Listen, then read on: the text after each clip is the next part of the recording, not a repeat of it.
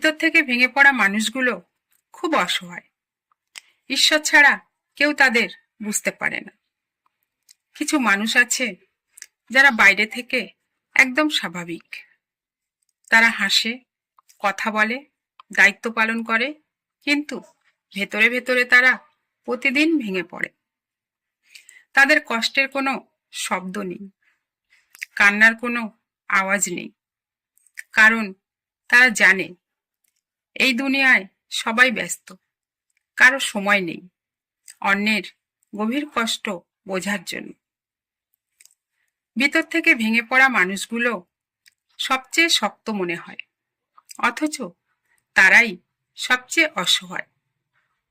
তারা অভিযোগ করে না, কারণ বারবার অভিযোগ করেও কেউ শোনেনি। তারা কাঁদে না, কারণ তাদের কান্না কেউ বুঝতে চায়নি।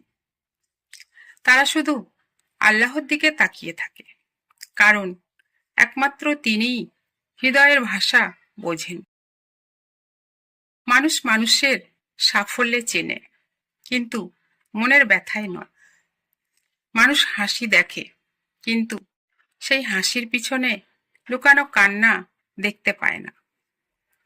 আল্লাহই একমাত্র সত্তা, যিনি না বলা কষ্টও শুনতে পান, না ঝরা চোখের পানিও গণনায় রাখেন। আজ ভেতর থেকে ভেঙে পড়া মানুষগুলো মনে রাখবেন, কেউ একা নন। আল্লাহ সকলের ধৈর্য দেখছেন, সকলের নীরব কান্না শুনছেন। হয়তো দেরি হচ্ছে, কিন্তু অবহেলা হচ্ছে না।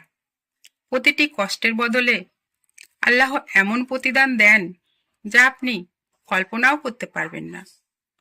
হাল ছাড়বেন না, আল্লাহর উপর ভরসা রাখুন, কারণ আল্লাহ বোঝেন হৃদয়ের না বলা গোপন কথা।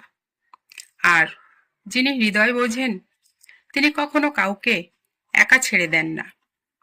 আল্লাহ তাআলা আমাদের সবাইকে ভেতরের কষ্ট সহ্য করার শক্তি দিন, আর হৃদয়ে প্রশান্তি দান করুন।